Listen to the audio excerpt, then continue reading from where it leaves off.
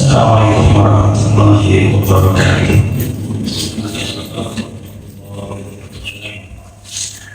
Alhamdulillah, nahmaduhu wa nasta'inuhu wa nastaghfiruh. Wa na'udzu billahi min shururi anfusina wa min sayyiati a'malina. Man yahdihillahu fala mudilla lahu wa man yudlil fala hadiya lahu. Asyhadu an la ilaha illallah wahdahu la syarika lahu. وأشهد أن محمدا عبده ورسوله الذي لا نبي بعده. اللهم لا سهل إلا ما جعلته سهلا وأنت تجعل كل حزن شئت سهلا. سبحانك لا علم لنا إلا ما علمتنا إنك أنت العليم الحكيم. Syukur kita panjatkan kepada Allah. Salawat dan salam semoga tercurahkan kepada Nabi kita Muhammad sallallahu alaihi wasallam. Ibu-ibu dan bapak-bapak yang Allah muliakan, alhamdulillah kita bisa berkumpul kembali di tempat yang penuh berkah ini. Allah terima, Allah jadikan amal ini pertemuan ini menjadi amal soleh. Bagi saya ini mungkin pertemuan pertama pasca Ramadan, tapi kalau pengajian minggu kemarin. Ini Pak Ketua WA saya minggu kemarin ada sedikit ini mungkin lupa, pada saya seharusnya bukan pekan kemarin, pekan ketiga ya, harusnya saya pekan ke-6 sebetulnya.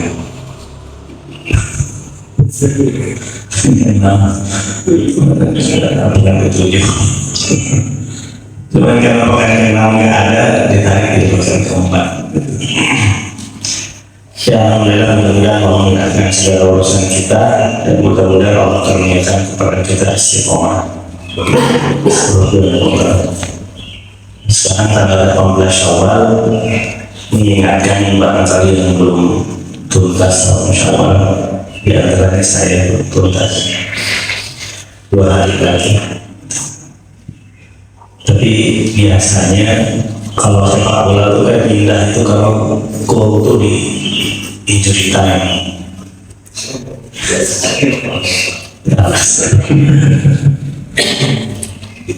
Sebetulnya saya itu pengen tanggal 2 Syawal saum gitu, cuma lalu ini berlebihan dalam ibadah.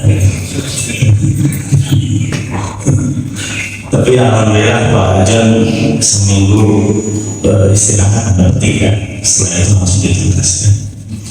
Saya pengen seperti itu, cuma karena males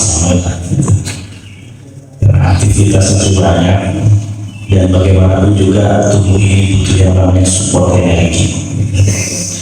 Jadi akhirnya tapi masih ada, walaupun ada yang belum mungkin 18 lagi, masih ada 12 hari lagi. 12 hari lagi insya Allah masih cukup. Jadi kalau ada yang mau salam Syawal 12 hari, cukup 6 hari dan tambah-tambahnya itu masih bisa. Tapi sekali lagi itu hukumnya sunnah, bukan wajib ya. Kalaupun tidak saum ya jangan menganggap itu sesuatu yang dosa.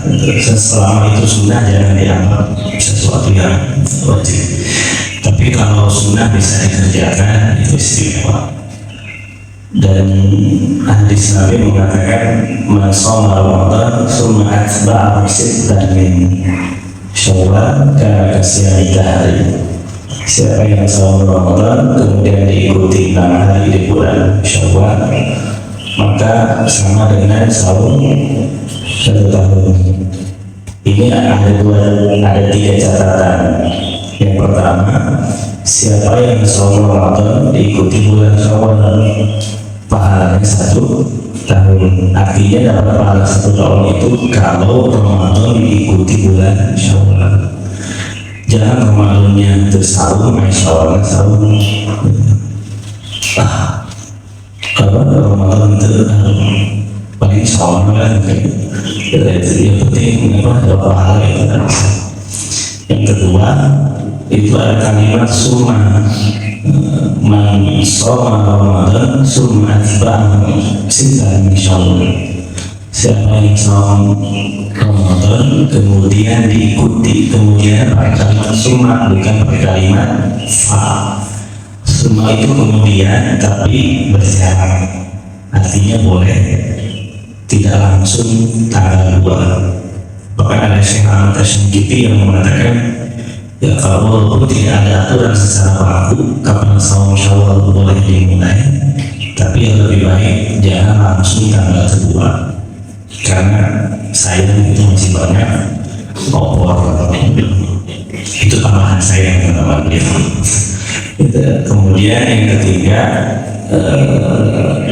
tidak ada ketentuan langsung mengenai teknisnya langsung 6 hari atau boleh selang-seling. Ini menunjukkan dua-duanya adalah pilihan. Itu pilihan. Jadi mau langsung atau tidak itu merupakan pilihan yang boleh diambil. Nah, satu lagi, kenapa itu 1 tahun? Hitungan matematisnya itu saum Ramadan 30 hari plus saum Syawal 6 berarti 36 hari. Ada hadis Nabi yang menjelaskan amal soleh seorang hamba itu dilipat gandakan 10 hingga 700 kali lipat. Ini amal soleh secara umum ya. Yang sebetulnya kalau saum itu kan amal pahalanya itu rahasia amal. Tapi kalau diambil yang minimalnya yang 10, berarti kan 10 dikali 30, nah 360. Kalau itu dikaitkan dengan jumlah hari dalam hitungan tahun Hijriah, itu kan sekitar segitu ya. Itu hitungan matematis. Itu hitungan matematis kita manusia. Wallahu a'lam bishawab. Baik Bapak-Bapak dan Ibu-Ibu yang Allah muliakan, ini kita lanjutkan pembahasan kita. Ada 7 hadis, 1, 2, 3, 4, 5, 6, 7, masing-masing 1 hadis. Kisah kita kasih waktu pembahasannya 1 jam. Itu 3 jam. An Abdullah bin Amr radhiyallahu anhu qala Ja'a A'rabiyun ila Nabi sallallahu alaihi wasallam faqala ya Rasulullah man kana hadis wa fihi al-yamin al-humus wa fihi wa qawtu wa ma yamin al-humus qala allati yaqta' biha ma lam yakun muslimin wa fiha kadhib. Dari Abdullah bin Amr berkata, ada seorang Arab Badui, ini berarti Arab pelosok ya, datang kepada Rasulullah Sallallahu Alaihi Wasallam dan bertanya, ya Rasulullah, wahai Rasulullah, apakah dosa-dosa besar itu? Dan perawi melanjutkan hadis dan di dalamnya disebutkan sumpah palsu. Dalam hadis itu aku bertanya, apa sumpah palsu itu? Beliau bersabda, sumpah yang digunakan untuk mengambil harta orang muslim padahal dia bohong. Ini mengenai hadis Nabi tentang larangan bersumpah, yaitu sumpah palsu. Secara umum sumpah palsu tidak boleh. Sumpah palsu tidak boleh secara garis besar. Tapi konteks dalam ayat hadis ini itu adalah ketika ada orang memperebutkan suatu harta yang kebetulan dia mengetahui kalau harta itu bukan haknya, tapi demi mendapatkan harta tersebut dia butuh yang namanya legitimasi dari penegak hukum atau pengadilan. Maka kemudian dia bersaksi di depan pengadilan dan otomatis kemudian disumpah. Nah kemudian sumpahnya itu ternyata sumpah palsu. Ini selaras dengan firman Allah Quran surah wala taqulu amwalakum bainakum bil batil.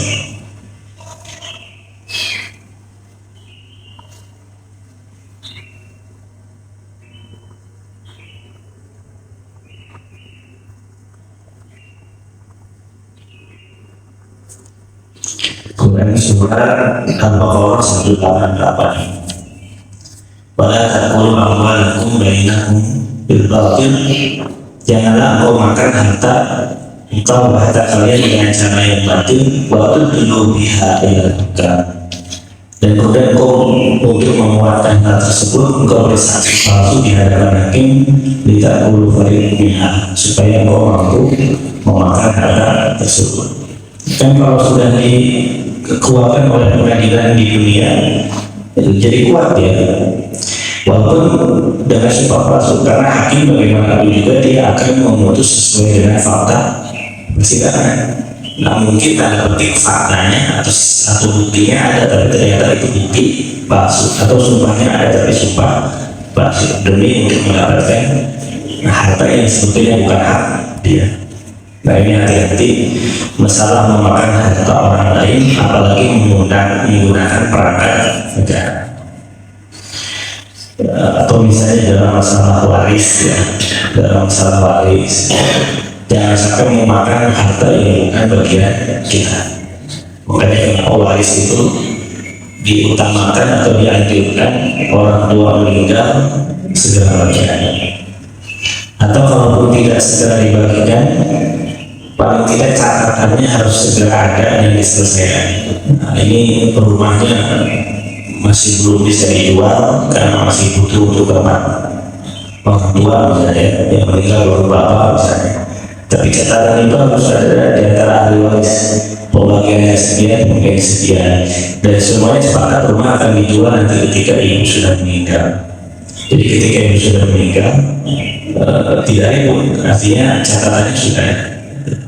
Jangan ditunda warisan itu sampai berlarut-larut, potensi polemik yang besar, dan banyak keluarga yang awalnya akur itu hancur lebur karena yang namanya warisan.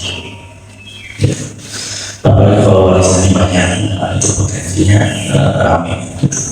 Saya juga ini sedang menghitung harta kekayaan di sate atau batu. Nah ini mengenai jangan memakan harta orang lain. Dan satu butir beras masuk ke dalam perut kita bukan dengan cara yang halal, itu dipastikan menjadi kendala doa kita diijabah oleh Allah. Itu pasti.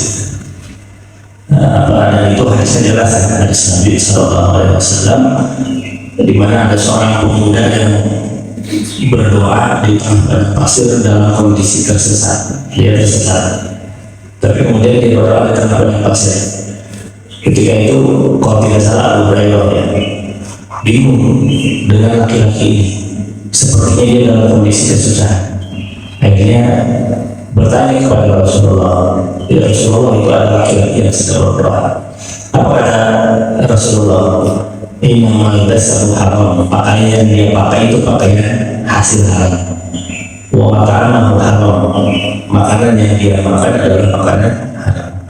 Minuman yang dia minum, wa mashrabu haram, minuman yang dia minum adalah minumannya haram. Ujungnya kata Rasulullah, fa'anna yustajabu lah. Jadi bagaimana mungkin doanya dikabulkan oleh Allah? Padahal dia berdoa ketika itu. Rasul langsung mengomentari doa itu, doa tidak akan pernah diijabah. Pakaian yang dipakai itu adalah pakaian.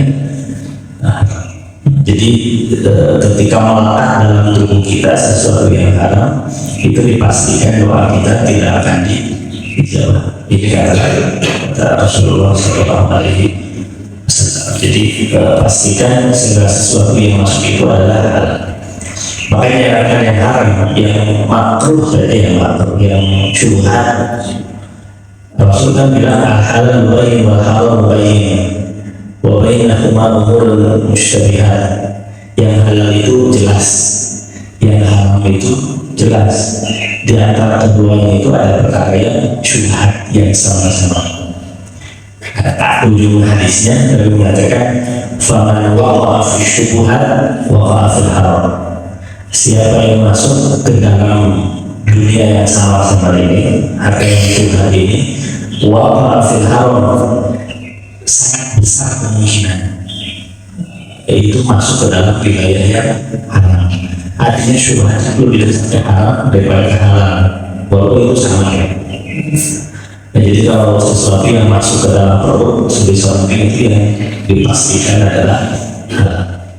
Jangan sampai 271 triliun masuk ke perut. Kebayang tak cendol 271 triliun. Bandung banjir. Ini mengenai ini, dan kasihan kalau misalnya kita memberikan nafkah kepada keluarga kita dengan cara yang demikian. Ini hadis, jadi tidak boleh memakan harta yang haram, apalagi kalau kemudian kita bersumpah demi mendapatkan legalitas dari aparat. Kemudian hadis yang selanjutnya, وعن عائشة رضي الله عنها في قوله تعالى لا يؤاخذكم الله باللغو في أيمانكم البقرة ayat 295 هو قول الرجل لا والله وبلا والله. Dari Aisyah tentang firman Allah tidak menghukum kamu karena sumpahmu yang tidak kamu sengaja. Dia berkata, itu perkataan orang, tidak, demi Allah, benar, demi Allah. Ini tentang sumpah. Sumpah itu kan kalau dilanggar dosa ya, atau berbohong dosa. Itu seandainya sumpahnya adalah sumpah yang serius. Tapi di Quran surat Al-Baqarah ayat 225 Allah katakan la yu'akhidhukumullahu billaghwi fi aymanikum. Allah tidak akan menganggap dosa orang yang sumpah karena lalai. Artinya karena di luar kesadaran dia itu bersumpah untuk berdosa. Tapi tetap sebagian ulama berpendapat itu ada kifaratnya. Tapi ada juga yang bersumpah dengan sengaja dan sadar kalau itu adalah dosa, maka itu jelas adalah dosa. Ini tentang sumpah.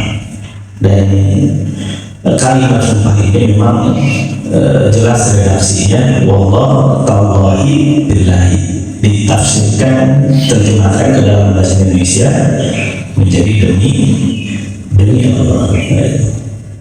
Allahi tallahi billahi. Dan sumpah yang dibenarkan itu adalah sumpah atas nama Allah. Man halafa bi ghairillahi faqad kafar. Siapa yang bersumpah dengan selain nama Allah, dia telah jatuh kufur. Jadi tidak boleh sumpah dengan selain nama Allah.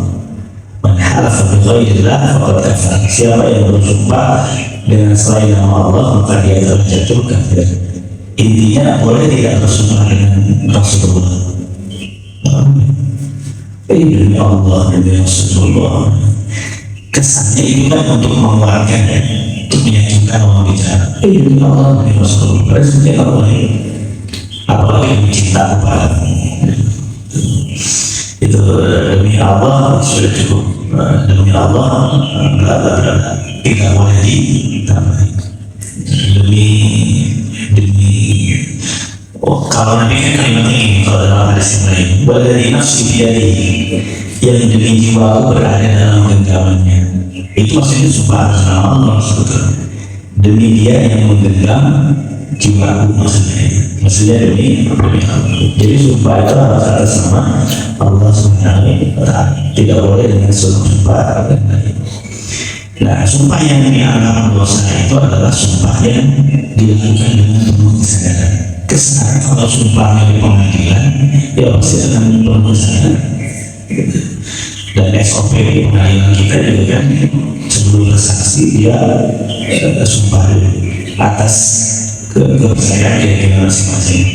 Kalau Islam ya sumpah demi Allah, itu sumpah. Nah, kemudian ada yang bertanya, apa bedanya sumpah dengan janji? Kalau pejabat sebelum dilantik kan disumpah dulu ya, itu sumpah atau janji? Kalau misalnya dia tidak melaksanakan amanahnya, apakah ada kifarat sumpah atau tidak? Kalau saya melihat sih itu lebih cenderung kepada ini ya, janji menjalankan amanah dengan baik. Ya kalau memang dia tidak menjalankan hal tersebut ya masuk kategori dosa itu pasti. Tapi ya tidak kifarat seperti halnya dengan sumpah. Tapi yang akan ditagih di akhirat, nah itu al-wa'd, janji, hutang amanah yang harus dilakukan. Nah ini mengenai Al-Baqarah ayat 225. Allah a'lam bishawab. Hadis yang selanjutnya wa Abi Hurairah qala Rasulullah sallallahu alaihi wasallam inna Allah tis'atun wa tis'ina isman man ahsaha dakhala jannah. Hadis muttafaqun alaih. Dari Abu Hurairah radhiyallahu anhu bahwa Rasulullah sallallahu alaihi wasallam bersabda, sesungguhnya Allah mempunyai 99 nama. Siapa yang menghafalnya maka ia masuk surga. Apa korelasinya antara 271 dengan 272? 270, 271 ini kan tentang sumpah. Kalau 1272 ini kan berkaitan dengan asma Allah. Ini maksudnya adalah bersumpah boleh dengan nama Allah atau boleh dengan nama Allah yang lain. Nama Allah kan nama Allah banyak, ada 99 nama. Faman asah adalah kalau siapa yang menghitungnya, menghafalnya, maka dia pasti akan masuk surga. Di antaranya adalah ketika bersumpah boleh bersumpah dengan nama Allah yang dan sebetulnya bukan hanya itu ya. Di antara manfaat menghafalkan asma Allah itu di antaranya ketika kita berdoa. Di antara tawassul yang masyhur ya, yang tidak ada khilaf di kalangan para ulama itu adalah tawassul dengan menyebut asma Allah. Jadi ya Allah ya Rahman ya Rahim, sebelum meminta disebutkan nama Allah. Itu kaitannya dengan Quran surat Al-Maidah ayat 35. Ya ayyuhalladzina amanu taqullaha wabtaghu ilaihi al-wasilah. Hai orang beriman, bertakwalah kepada Allah dan mohonlah kepada Allah dengan cara melalui wasilahnya, melalui tawassul. Satu yang disepakati oleh para ulama itu adalah berdoa kepada Allah dengan menyebut asma-Nya yang 99 nama Allah Subhanahu wa taala pun juga dalam bersumpah. Nah, ada sebuah kalimat yang mengatakan takhalaqu bi akhlaqillah, berakhlaklah dengan akhlak Allah. Sebagian ulama berpendapat ini hadis yang dhaif secara sanad. Tapi secara substansi itu memang betul, berakhlaklah dengan sifat Allah. Allah Maha Penyayang, ya kita harus penyayang. Allah Maha apa gitu? Ya, cuma satu sifat Allah yang itu menjadi hak mutlak Allah dan tidak boleh diambil oleh selain Allah, yaitu al-mutakabbir, sombong. Sombong itu sifat Allah dan hanya Allah yang berhak memilikinya karena dia layak untuk bersifat sombong, tapi makhluknya tidak bisa. Dan yang pertama kali mempraktikkan kesombongan itu adalah iblis, sehingga dikeluarkan dari surga. Itu bukti sifat sombong itu adalah milik Allah mutlak, tidak boleh diambil dari Allah. Itu ada hadis qudsinya. Iblis itu sebelum ingkar, dia hamba Allah yang soleh, hamba Allah yang baik. Sehingga kan kata Hasan al-Basri itu beliau mengatakan, la taqtal bil kasratil ibadah, jangan kau merasa bangga dengan banyak ibadah. Fakat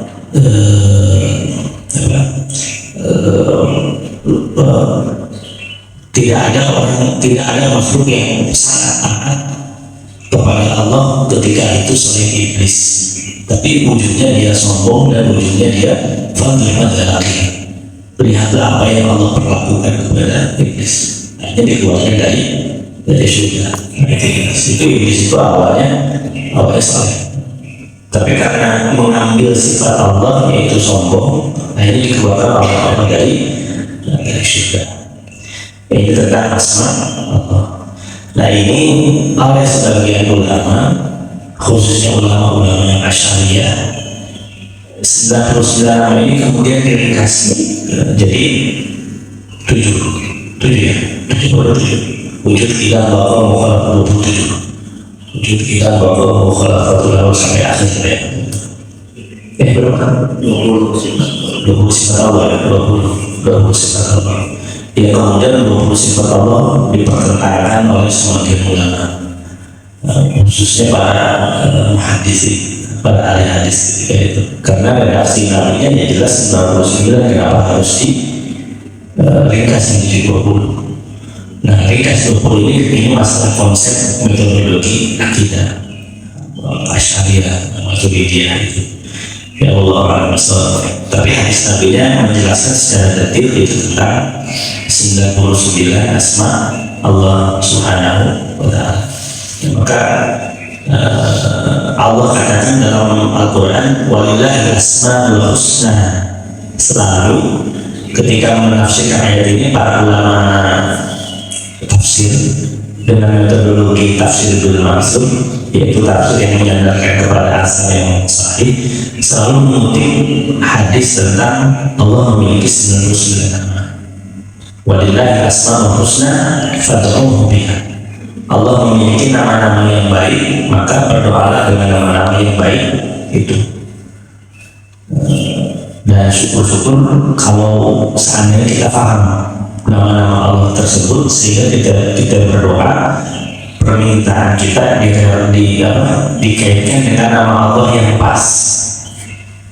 Mau minta hidayah ya haji, mau minta ilmu ya alim, mau minta rezeki ya razak, mau minta dibukakan urusan ya fatah, mau minta jodoh ya jodoh, nggak ada nama Allah ya jodoh. Jodoh itu rezeki berarti ya razak.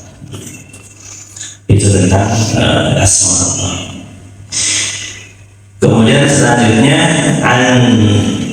Usamah bin Zaid qala Rasulullah sallallahu alaihi wasallam, siapa yang diberikan suatu kebaikan lalu yang mengucapkan kepada pemberi itu, semoga Allah membalasmu dengan kebaikan, maka ia telah sempurna memberikan pujiannya. Siapa yang mansunya ilaihi ma'ruf faqala bifa'ilihi jazakallahu khairan faqala lahu fitnah. Nah, ini tentang adab yang pertama ya. Adab kalau ada orang yang memberikan kebaikan kepada kita, maka jawaban yang maksud yang dianjurkan oleh syariat itu jazakallahu khairan, mendoakan kebaikan untuk dia. Semoga Allah memberikan balasan berupa kebaikan, lalu ditambah dengan ucapan terima kasih. Kalau itu sebenarnya ucapan terima kasih itu ada budaya, tapi yang syariatnya itu adalah mendoakan dia. Itu yang pertama. Kemudian yang kedua, ini kita membiasakan mengucapkan sesuatu yang sesuai dicontohkan oleh Rasul ya. Nabi itu menjawabnya jazakallah, Nabi itu mengajarinya jazakallahu khairan. Semoga Allah membalas dengan kebaikan. Jangan ditambah dengan kasihan. Itu kreatif kita, walaupun ya kita baik, tapi sebaik-baik sesuatu itu adalah yang diajarkan oleh Nabi. Di samping memang ada ahli bahasa, secara bahasa tidak tepat kalau tambahannya kasihan. Kalau maksudnya adalah banyak, yang tepat dengan kalimat tersebut bukan kasihan tapi jazilan. Jazil dengan kasih dengan konteksnya. Kalau kasih itu lebih cenderung kepada sesuatu yang konkret. Ini gelas ya, satu, tapi kok gelasnya ada banyak, itu kasih. Bendanya itu konkret. Tapi ketika berdoa jazakallahu khairan itu masih abstrak. Kalau ucapannya itu adalah jazilan. Kalau sesuatu yang tidak terhitung jumlahnya, kayak hujan deras, kan titik airnya banyak ya. Nggak mungkin ini motor kasir hujan banyak, sebab nggak usah dihitung. Maka sebagian ahli bahasa mengatakan itu bukan kasiran tapi ghasiran. Itu yang sangat banyak kita terima. Nah, kalaupun mau ditambahkan dengan kalimat banyak, yang tepat itu adalah jazir. Tapi lebih baik lagi kita mencontoh seperti apa yang Rasul ucapkan, cukup dengan jazakallahu khairan. Jazakallahu khairan. Semoga Allah membalas dengan kebaikan. Nah, kemudian satu lagi tiba-tiba hilang. Jazakallahu khairan ini ucapan yang terbaik bagi apabila ada seseorang yang memberikan kepada kita. Nah, ini juga kaitannya dengan ucapan-ucapan yang lain, kaitannya dengan bulan Ramadan, Syawal. Ini mungkin sudah banyak dibahas oleh yang lain.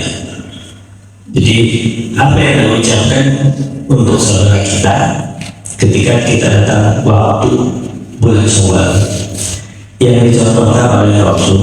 Ini saya bukan berarti saya menyimpulkan tidak boleh tambahan yang lainnya, bukan. Tapi utamakan dulu yang dicontohkan oleh Rasul, maksudnya itu. Yang dicontohkan oleh Rasul itu adalah taqabbalallahu minna wa minkum, titik.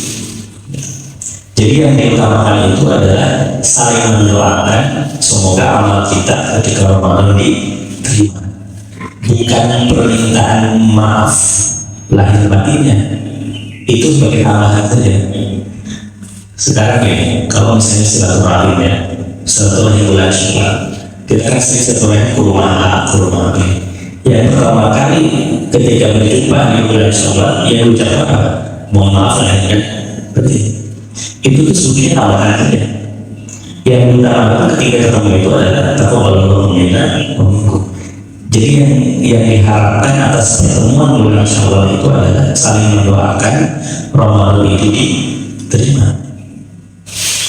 Yang sebetulnya seharusnya minta kemaafan antar sesama itu bukan bulan Syawal, tapi sebelum bulan Ramadan. Memang hadis yang hadis Nabi yang naik tangga itu yang Jibril berdoa kemudian aku amin, salah satunya tidak akan diterima seorang yang tidak saling bermaafkan. Itu memang hadis yang dhaif kalau menuju kepada hadis itu.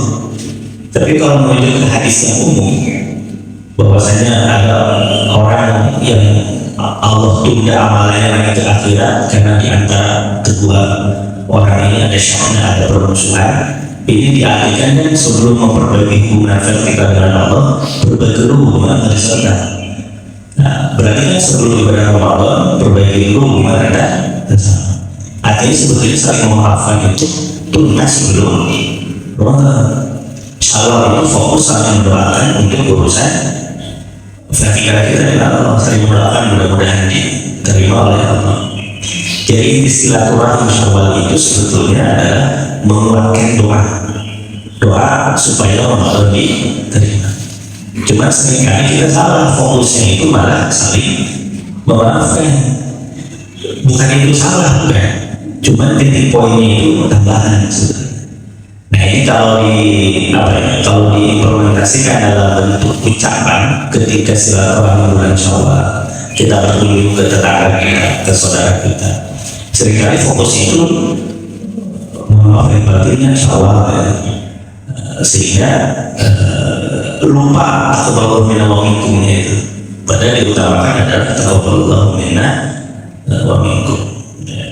Dan kemudian di bumi Nusantara ini bukan hanya di Indonesia ya, Malaysia ada tambahan minana ini wal faizin. Sebetulnya itu pun kaitannya vertikal, bukan horizontal. Semoga Allah jadikan kita termasuk orang yang kembali dan orang yang benar. Kan kaitannya hubungan vertikal. Nah, kemudian baru saling memaafkan antara sesama. Ini mengenai ucapan yang demikian. Itu jadi yang mau dilanjutkan oleh Rasul adalah ucapan-ucapan yang demikian. Kemudian hadis yang selanjutnya, Ibnu Umar an Nabi sallallahu alaihi wasallam annahu naha 'anil nadhar faqala innahu la yati bil khairin wa innahu yastakhfu min al-khair. Dari Ibnu Umar radhiyallahu anhu bahwa Nabi sallallahu alaihi wasallam melarang bernadar. Beliau bersabda, ia tidak mendatangkan kebaikan, ia hanya dikeluarkan dari orang kafir. Apa yang maksudnya? Ini bukan berarti Rasul melarang sama dengan mengharamkan, bukan ya. Artinya nazar itu tidak menyebabkan sesuatu yang kita harapkan menjadi cepat. Kita punya hajat misalnya, ada bisnis, sudah ada gejala-gejalanya, misalnya ada keuntungan. Kemudian kita menganggap supaya Allah memperlancar bisnis kita, berangkatlah. Kalau sukses hasil, saya mau umrohkan saya bisa, atau mau itu sama sekali tidak menjadikan apa yang kita harapkan menjadi cepat dan tersebut. Makanya Nabi mengatakan nazar itu ya tidak ada pengaruh apa. Nah, ada kalimatnya begini, kemudian beliau mengatakan ia tidak mendatangkan kebaikan atau tidak menjadikan sesuatu menjadi cepat, ia hanya dikeluarkan dari orang kafir. Sekarang begini, saya misalnya, saya punya ada rencana usaha dengan teman. Kemudian saya berkata, ya Allah, kalau saya sukses, saya mau sedekah. Artinya apa? Saya akan sedekah kalau sukses. Sedekah itu bersyarat kalau sukses. Berarti kalau nggak sukses, mau sedekah. Nah, itu yang kata Rasulullah, nazar itu tidak keluar kecuali daripada ya bakhil. Harusnya sukses tidak sukses dalam bisnis tersebut ya sedekah sesuai dengan kemampuan. Ini tetap ada. Bahkan kalau nazar tersebut tidak dilakukan ya otomatis saja namanya kifarah. Nazar itu adalah kita kepada Allah Subhanahu wa Ta'ala. Kemudian selanjutnya Uqbah bin Amir radhiyallahu anhu qala Rasulullah sallallahu alaihi wasallam kafaratul nadri kafaratul yamin. Dan Uqbah bin Amir berkata, Rasulullah bersabda, kafarat nazar adalah sama dengan kafarat sumpah. Kafarat sumpah ada di Al-Maidah 89 tentang kalau orang bersumpah kemudian menagih sumpahnya, kifaratnya memberikan makan kepada 10 fakir miskin. Kalau tidak sanggup maka saum 3 hari betul-betul. Demi Allah, kalau saya sukses, saya akan jalan dari sini ke Madura, ada untuk yang kifarat 3 hari saum. Nah, itu kifarat menjadi sesuatu yang wajib. Dan ada kalau bisa jangan main-mainnya sebisa mungkin. Nah, sekarang kalau ada kemudian dalam rangka maksiat, maka nadanya tidak boleh dilakukan, tapi sumpahnya apa? Tapi kafarat tetap kena. Ini hadis yang terakhir. Dalam hadis Ibnu Abbas diriwayatkan Abu Dawud secara marfu, siapa yang bernadar dengan nadar yang belum ia tentukan, kafaratnya sama dengan kafarat sumpah. Dia tunaikan maksudnya. Siapa yang bernadar dengan maksiat, kafaratnya sama dengan kafarat sumpah. Dan siapa yang bernadar dengan apa yang tidak mampu, kafaratnya sama dengan kafarat sumpah. Jadi kalau orang bernadar tapi dengan sesuatu yang maksiat, maka maksiat tersebut tidak boleh nadar tersebut tidak boleh dilakukan. Tapi kafaratnya tetap berlaku, memberikan makan kepada 10 fakir miskin. Kemudian kalau tidak mampu maka sahur 3 hari berturut-turut, atau bernadar dengan sesuatu yang realisasinya tidak mampu, gitu. Maka tetap itu tidak mungkin dilakukan, tapi kifarat tetap berlaku, memberikan makan kepada 10 fakir miskin atau memberikan sahur 3 hari berturut-turut. Intinya nazar itu kata Nabi tidak mendatangkan manfaat, maka lebih baik tidak usah.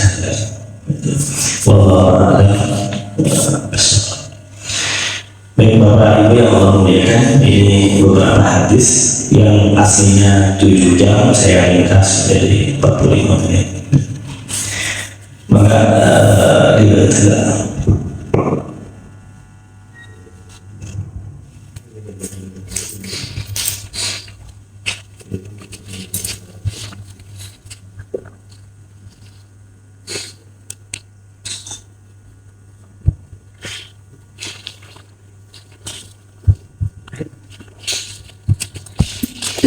sumpah mengangkat Al-Quran itu.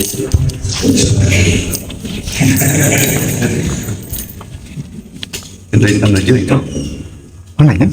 Tanya. Oh, tanya Ustaz, kalau mengangkat sumpah dengan Al-Quran itu apakah ada secara hukum Islam atau memang adat negara atau memang adat kebiasaan saja gitu, seperti yang dilakukan kayak reshuffle kabinet dan lain sebagainya? Ya. Kayaknya Pak Haji kan sempat nanti dipanggil Prabowo jadi menteri. Sebenarnya itu kalau saya melihat budaya ya, karena simbol agama itu yang sangat sakral itu adalah kitab suci. Artinya Quran, kitab Quran, sumpah itu tetap dicatat oleh Allah. Cuman kan suasana prosesi sumpah itu akan lebih sakral kalau ada sesuatu yang menjadi simbol dan yang sangat kentara terlihat itu adalah kitab suci. Kalau Al-Quran kan saya kalau ada sumpah apoteker di kampus kan saya selalu menjadi rohaniawannya. Saya sumpahin loh sama apoteker. Gue sumpahin loh. Itu saya nggak perlu kitab suci saya. Itu biasa. Karena saya sebagai saksi aja, saksi menyaksikan sumpah, ada saksi. Ini tugas saya cuma berdiri, sumpah beres, terus lebih. Kadang-kadang saya bawa Quran sebagai simbol, sebagai skala, kadang-kadang saya tidak. Kan intinya bukan bawa Quran, tidak bawa Qurannya. Intinya adalah sumpahnya. Tapi kan akan lebih hikmah sesuatu akan itu kalau ada simbol itu adalah kitab suci. Nah itu ketika sumpah itu biasanya kan karena heterogen ya agama mahasiswanya, maka rohaniawannya juga macam-macam. Saya berkata ada pastor masing-masing bawa kitab suci. Cuman kalau pastor, kalau pendeta kan mereka punya baju kebesaran ya. Biasanya pakai jubah di kampus. Kalau saya nasionalis pakai baju batik. Yang penting apa yang penting simbolnya pakai peci, walaupun peci hitam kan sebetulnya soal nasional ya. Tapi setidaknya kan itu pun yang diaturkan pakai ketika sholat. Nah, untuk memperkuat lagi lebih khidmat yaitu bahwa kita bersuci. Yaitu konsep melihat itu hanya sebatas simbol ya. Tapi jangan katakan itu bid'ah juga ya. Itu membuat khusyuk kondisi. Kalau di kita kan gini, kalau pejabat kan biasanya Qurannya disimpan di atas kepala calon pejabatnya. Kalau Kristen kan biasanya gini, si pasturnya megang gini, tangan kiri pejabat gini, yang kirinya, yang kanannya gini. Ada agama apa gitu, bukan ini gitu. Pejabat kan mendapat uang. Tapi kalau Kristen kan kalau tidak umahnya, kalau Islam biasanya hanya coba tidak kalau di kampus kalau jalan lewat Quran disimpan tidak disimpan di atas kepala. Wallahu a'lam. Terkait simbol dari Al-Qurannya, saya jadikan kisah perang Siffin. Ketika Muawiyah pasukannya ketika itu terdesak, Amr bin As yang berada di pihak Muawiyah ketika itu mengangkat mushaf Quran di tombaknya gitu kan, sehingga perang yang berkecamuk berhenti gitu kan. Kemudian kemudian terkait dengan sumpah jabatan, kalau tidak salah redaksinya itu pertama diawali oleh demi Allah aku bersumpah. Jadi bukan aku berjanji, demi Allah aku bersumpah. Cuma dengan konteks kifarat gitu ya. Ketika dia bersumpah kemudian tidak melaksanakan, apakah kena kifarat juga atau tidak? Kalau kena kifarat berarti kan dia akan ketika tidak melaksanakan berapa banyak sumpah yang tidak dilakukan misalnya gitu. Apakah berarti kifarat terus? Nah, ini yang Allah alam rasulnya tentang memang redaksinya betul sumpah. Dalam sumpah profesi itu kan demikian, saya bersumpah tidak akan membeda-bedakan masyarakat berdasarkan agama, suku dalam pelayanan. Nah, itu kan sumpah itu. Allah alam. Terkait kami kan ada hadisnya kulkurai waktu masuk bulan ya terkait dengan kaitan dengan kifarat tadi yang setiap pemuda ditanya minta tanggung jawab gitu ya. Terus kalau konteks dengan kifarat tadi gimana? Maksudnya Artinya kan dia setiap pemimpin pasti minta ya, ya.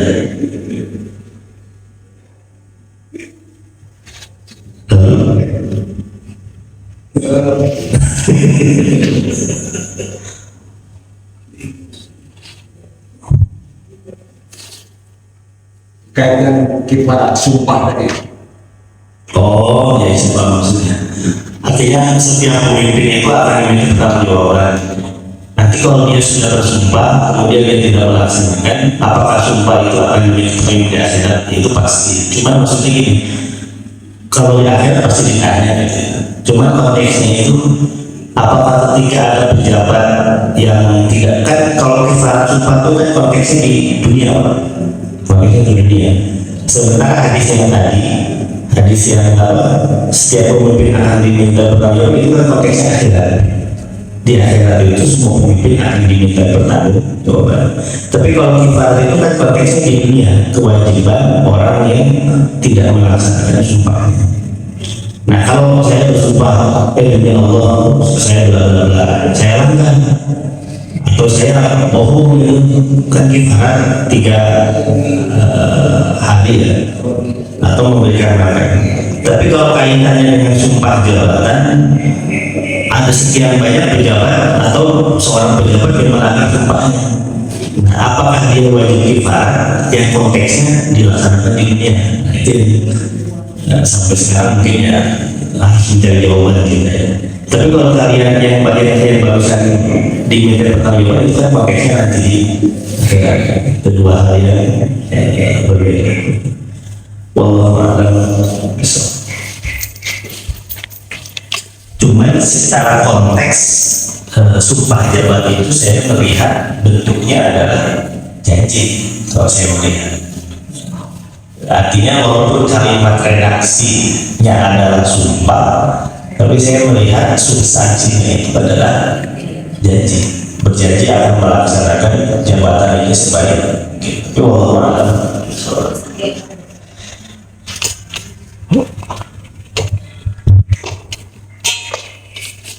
Yang pertama, kalau tadi dikatakan jadi seperti nadar itu hanya bagi orang yang pelit gitu ya, apakah memang jadi sepertinya tidak perlu ada nadar gitu? Kalau misalnya yang Rasulullah kalau nggak salah pernah mengatakan kalau tahun depan aku masih hidup aku akan saum 9 Muharram ya. Nah itu apakah termasuk nadar juga atau bukan? Jadi itu bagaimana sebetulnya? Jadi apakah kita emang jangan pernah mencoba bernadar apapun gitu ya? Nah, itu yang pertama. Kemudian yang kedua, kalau tadi dikatakan Allah juga maha pemaaf gitu ya, Allah juga maha penolong gitu. Berarti secara tidak langsung kita tuh beruswah gitu ya kepada Allah langsung gitu.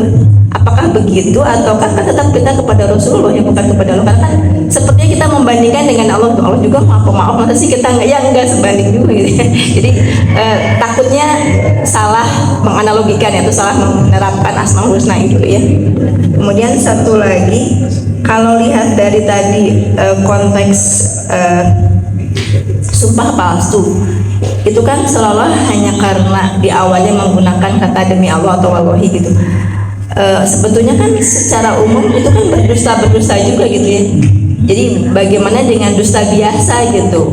Apakah hanya berbedanya hanya karena ada kifaratnya dan ini tidak ada gitu? Padahal kan secara umum ya itu juga gitu. Saja jazakallahu khair. Yang pertama dulu tentang nazar ya.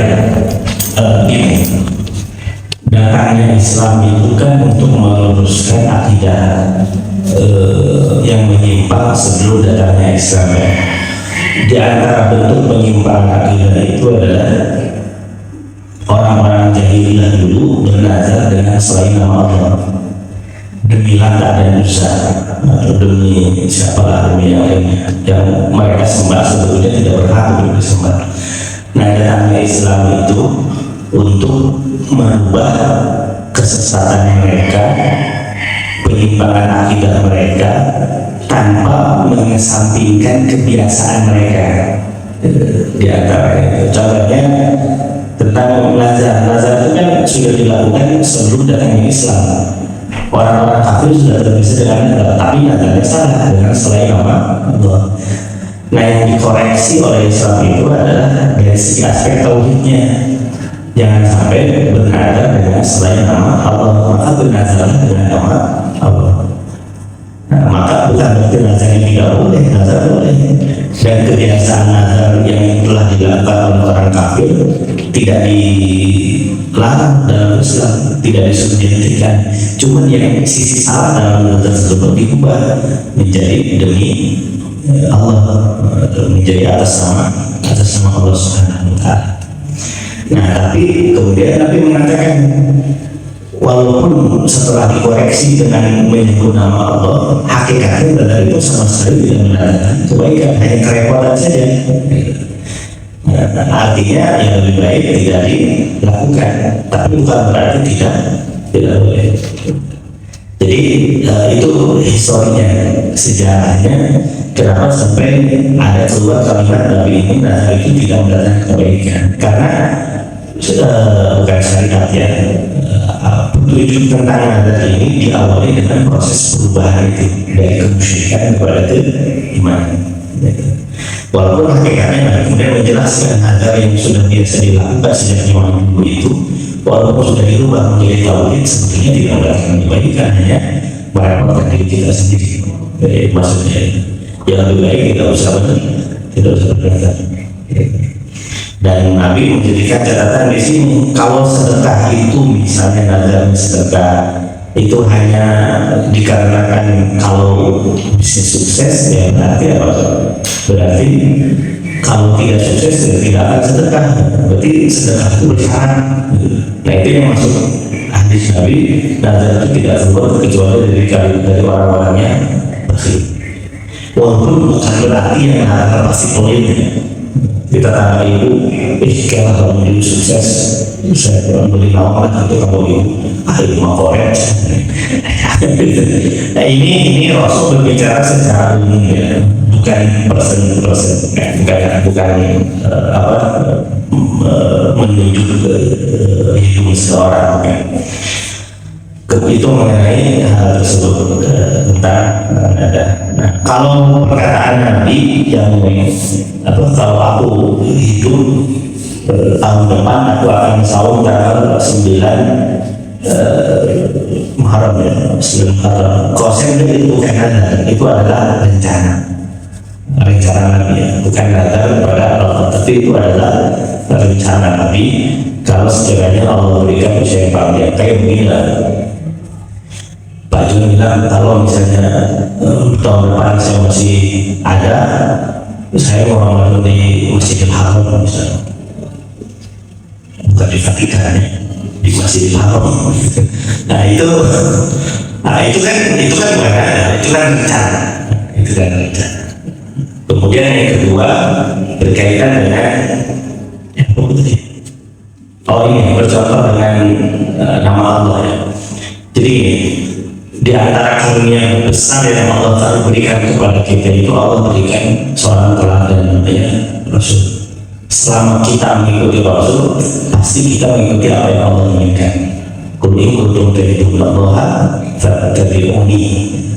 Kata-kata kalau kau cinta kepada Allah, ikutilah aku. Artinya siapa yang mencontoh kepada Rasul, pasti itu adalah kemauan Allah. Nah, ada pun redaksi berakhlakan dengan Allah, sekali lagi meskipun ini secara standar sebagai ulama mengatakan tapi secara substansi betul. Itu maksudnya secara garis besarnya, bukan secara prakteknya. Nah, prakteknya teknisnya mencontoh kepada Rasul. Makanya kan Rasul itu diutus dalam tataran teknis. Kan Quran itu kan menjelaskan sholatlah kau, tataran teknisnya ada di pada Rasul dalam hadis Nabi. Tapi secara substansi sholatnya juga ada di Quran perintahnya itu. Nah, ketika ada yang mengatakan berakhlak dengan Allah, kemudian ada nama-nama Allah, itu kan berarti secara substansi dan secara teknisnya ada pada Rasul. Nah, jadi maksudnya ini tidak membentuk antara Allah dan Rasul kan. Nah, jadi itu teknis. Jadi hal yang demikian ya. Kemudian yang ketiga, oh ya, sumpah palsu. Jadi sesuatu dikatakan sumpah kalau melibatkan sesuatu yang diagungkan. Ya, kalau orang kafir ya zat yang dianggap ibadah oleh mereka. Tapi Allah kita ya Allah Subhanahu wa Ta'ala atau sesuatu yang diagungkan. Ketika ada orang yang mengatakan demi apa ya, demi bapak demi nenek moyang, kan itu diagungkan nenek moyang. Nah, tidak boleh mengagungkan kecuali mengagungkan Allah. Itu baru dikatakan sumpah. Dan kifarat itu berlaku kalau sumpah. Kalau berdusta, ya itu dusta, tapi tidak ada kifarat. Ya, mohon ampun kepada Allah, karena dia tidak melibatkan nama Allah Subhanahu wa Ta'ala. Tapi dikatakan dosa ya tetap dosa. Mohon Ya, tidak ada perkara. tidak ada. Kan tadi dikatakan kalau itu rencana. Jadi kalau nazar itu seperti apa gitu? Beda tipis ya. Tapi kalau nazar itu kaitannya dengan sesuatu yang ada harapan besar dan itu biasanya didapat tidak rutin. Demi Allah kalau saya sembuh, dan sebagian dalam hatinya menyebutkan asma Allah juga ya. Kalau saya sembuh dari sakit ini, saya akan ngasih sesuatu. Dan biasanya itu sesuatu bentuk nazarnya itu sesuatu yang bukan biasa juga, sesuatu yang berat boleh disebutnya. Tapi syaratnya itu biasanya sesuatu yang memang bukan rutin. Kalau masalah umur kan kita tidak tahu ya umur sampai kapan. Kemudian tidak menekatkan diri dalam hati sebagai hutang kepada Allah, itu kan rencana. Tapi kalau nazar itu mengaitkan erat antara syarat dengan apa yang akan kita lakukan. Memang kalau dibedakan memang tipis ya antara nazar dengan rencana. Cuman nanti kita bisa membedakan insya Allah itu antara nazar dan itu. Nanti kalau saya sukses, saya berkuasa mau masih ini. Dan itu terdetik dalam hati ada setitik janji akan tahu ini itu bagian daripada wallahu a'lam. Soalnya sama kayak itu tadi yang Rasulullah janji apa? Janji Rasulullah nanti kalau saya masih ada umur tanggal 9 kita akan puasa. Dan saya selama ini nggak mau nazar gitu. Kalau saya mengatakan itu mana dari itu adalah rencana, memang beda tipis. Tapi gini kok, hati kita ketika mengatakan hal tersebut bisa langsung konsep dia, bisa langsung membedakan antara rencana dengan hati kita gitu. Itu bahwa saya pernah membaca bahwa sanksi daripada sumpah itu memang dianggap seakan-akan sangat ringan sekali gitu dari sumpah itu, karena ada mengatakan pada waktu itu jadi untuk sanksi terhadap orang yang sumpah itu hanya berpuasa 3 hari berturut-turut dan atau memberikan makanan kepada para fakir miskin, 10 orang fakir miskin gitu. Nah, walaupun itu memang artinya hanya melanggar sumpahnya, bukan berarti melanggar dosanya, itu seakan-akan Islam sangat ringan sekali, sehingga banyak orang yang bersumpah itu sangat mudah gitu. Nah itu gimana? Apa benar? Tapi kan ini Pak, kalau itu sumpah palsu, tidak hanya dengan nadar, tapi juga dia harus mempublikasikan kalau sumpahnya itu adalah dosa. Apalagi kalau kaitannya dengan kerugian horizontal ya, dengan sumpah tersebut mengakibatkan orang jadi dihukum, dengan sumpah tersebut orang menjadi mendapatkan kerugian. Nah, dia kena kifarat sumpah, tapi istilahnya dia pun harus meminta maaf kepada yang menjadi korban atas sumpah tersebut. Itu nggak cukup dengan kifarat otomatis. Kalau kaitannya dengan hubungan horizontal, dia harus minta maaf, minta kerinduan yang menjadi korban tersebut. Itu memang benar itu, bahwa ada gitu, bahwa dalil yang menyatakan bahwa sumpah itu melanggar pelanggaran sumpah itu puasa 3 hari. Al-Maidah terdapat sebenarnya. Al-Maidah. La yaghfirullahu bidzambi fi aymanikum walakin bima kasabat. Akhirnya itu Al-Maidah sebenarnya itu redaksi selanjutnya itu ada Allah sendiri yang menjelaskan tentang kifarat. Memberikan makan kepada 10 fakir miskin, kalau tidak mampu baru saum 3 hari betul-betul. Yang berat kifarat itu kifarat mohon maaf berhubungan badan ketika bulan Ramadan, itu berat. Saum 2 bulan betul-betul. Jadi kalau sekarang ada yang saum 2 bulan betul-betul, curiga kejadian.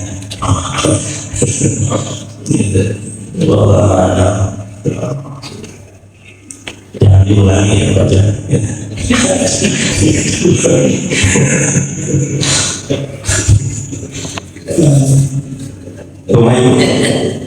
Yang kalau saya lihat bahwa nazar ini kebiasaan orang kafir seperti itu, dan tetap ayat-ayat itu juga harus dilihat asbabun nuzulnya. Mungkin dia seperti hanya poligami juga kan sebetulnya karena awalnya lebih banyak dibatasi jadi 4, termasuk mungkin kalau saya lihat di surat Al-Jin ayat 16 yang wa ala bistaqomu ala tariqati akan ma'an. Jadi itu kenapa harus air gitu ya, apa karena waktu itu susah air kan gitu ya, walaupun sekarang kita lihat juga orang tidak bisa hidup tanpa air kan gitu. Jadi apakah rangkaian kita memahami ayat itu tetap dari awalnya itu sebenarnya ada apa, kenapa ayat ini turun, walaupun tidak semua ayat ada asbabun nuzulnya kan. Nah itu ketika yang tidak ada itu jadi kita memahaminya bagaimana gitu. Ini tentang posisi asbabun nuzulnya. Ada ungkapan dari para ulama, dan ini insya Allah disepakati oleh para ulama. Sebenarnya Syekhul Islam itu dia mengatakan fahmu asbabun nuzul wa ilmu ala fahmi ayat. Memahami asbabun nuzul itu membantu dalam memahami ayat. Jadi perangkat untuk memahami ayat sehingga tidak melenceng, salah satunya itu adalah asbabun nuzul. Tapi ini tidak selesai, kalimat ini tidak selesai.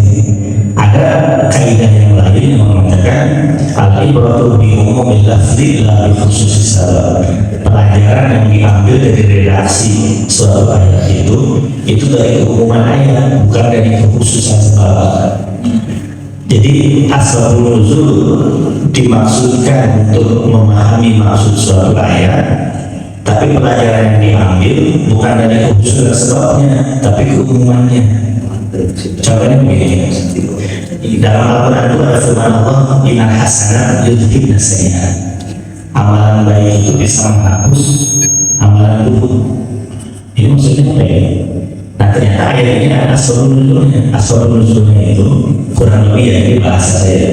Suatu saat ada seorang lelaki sedang berduaan dengan seorang wanita di suatu taman.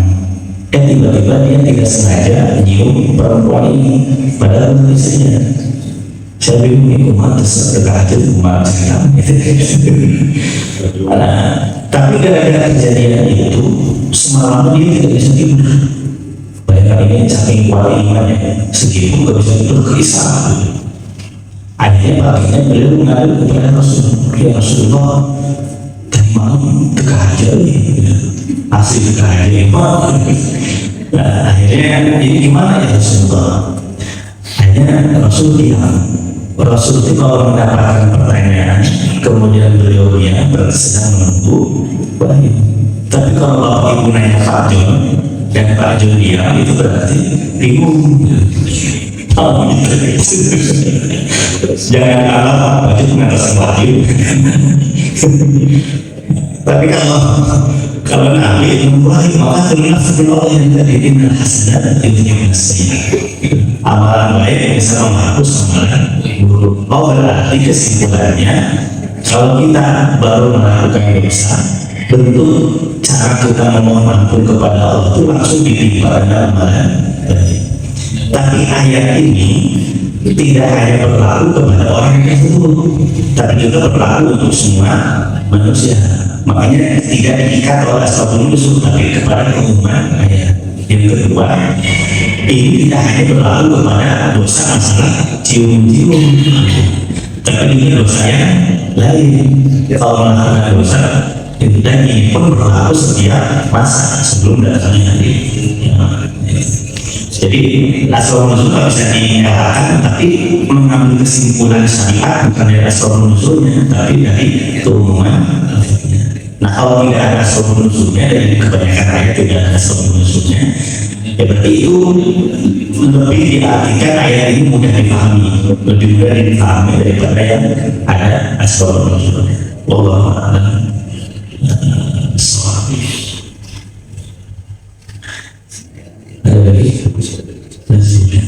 Jadi gitu ya Pak Jan, jangan diulangi. Nah, salah habis.